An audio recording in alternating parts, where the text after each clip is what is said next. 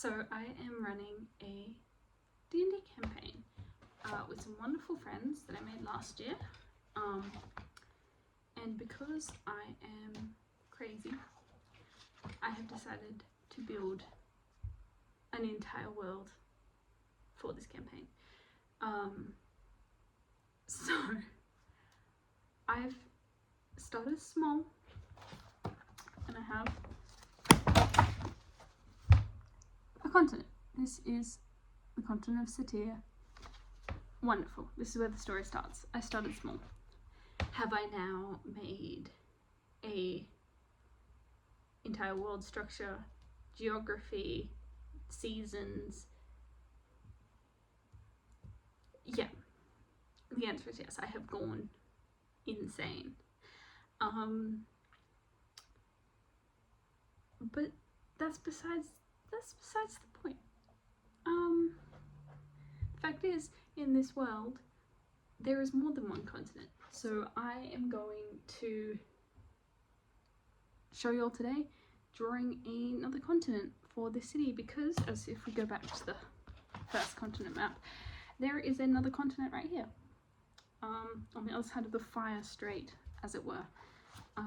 And I thought it would be fun, a fun little creative journey for you all to come on as I make this next continent. And it'll be fun. So let's do it. Welcome, this is VoiceOver TJ. VoiceOver TJ is here to talk to you. So I am an avid user of what I've heard referred to as the rice method for making maps. I didn't have rice, I had oats. So I use oats. So it's basically to get sort of random natural formations of land. I am very conscious of two things while making this map. One, to the right of the page, which is to the east, there is the initial continent I made that I showed you all. So that sort of geography has to make sense. And two, this, unlike the previous continent I made, has a hard northern border. So I move the oats around and then I circle it. As you can see, I circle the oats roughly. The lines don't have to be perfect, they don't have to be neat, they just have to exist at this point. So I circle those oats, making little islands, making peninsulas, making coves, whatever feels true to me. And that sort of gives us the continent. Now I go through my pencil and I start defining the lines a little bit better. Really just like deciding, oh, is this an inland or whatever, just making the lines a bit more definitive. And once I've done that, I start deciding the sort of interior geography of the land. I sort of wanted mountains somewhere, but I wanted it to be different from the first continent I made, so I decided sort of a mountainous region in the middle. I wanted some rivers, and this is where the idea of the name of the continent starts to form. Because I draw one river, I draw a second river, and then I really sit and contemplate whether I should draw a third river. And then I decide not to draw a third river. Instead, I sort of give myself, this is where the mountains are, this is where the forests are. But it's very important to note that I thought about 3 rivers. And I want you to note that, as I noted that. And then I go in with my pen and I start doing a hard outline. Again, I don't exactly follow the guidelines I gave myself. I feel like I get better, more natural lines if I just sort of follow them roughly, unless I really like how a formation looks. I'm just like moving my hand in the general direction, and I've been pretty happy with the results so far.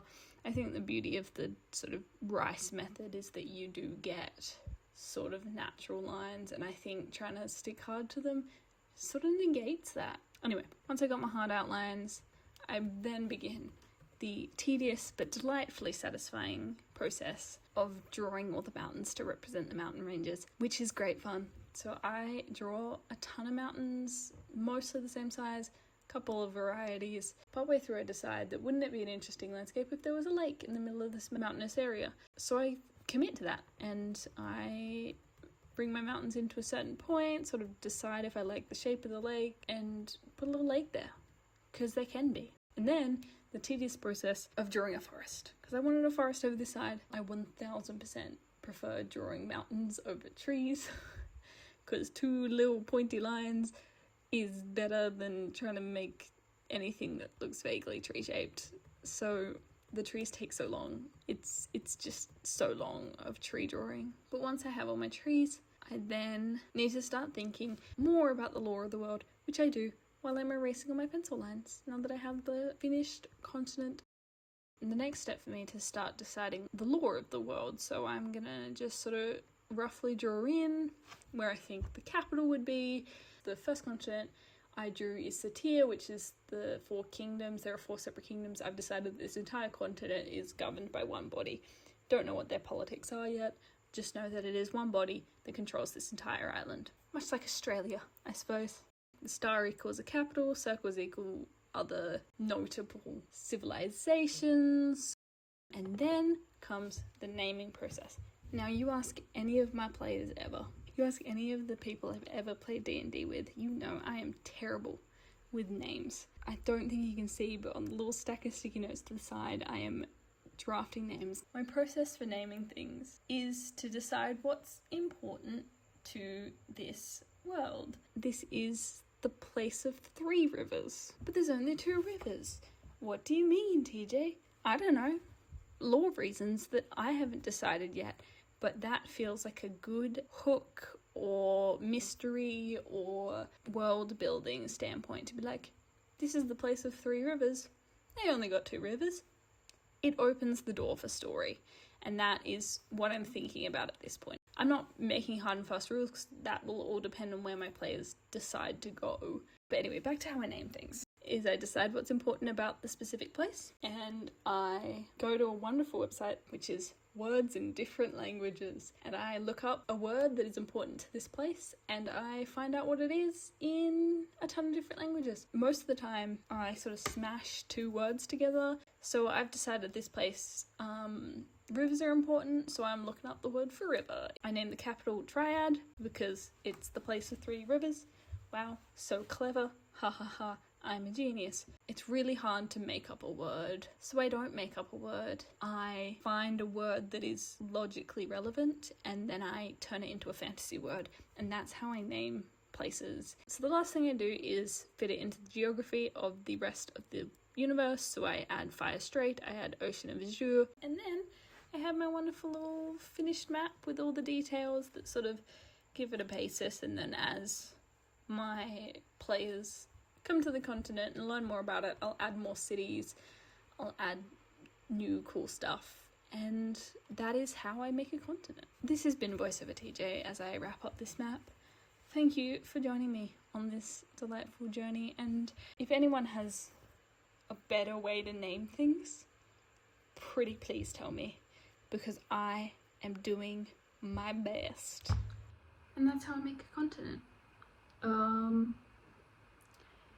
And, you know, the players may never set foot in this little land I've made, but I've already started building the lore, just as you've seen in the creation of it.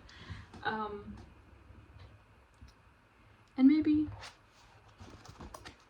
we'll meet again in this place, in this map building world, and I will make another map for my players, or maybe different players down the line. But for now, it is done.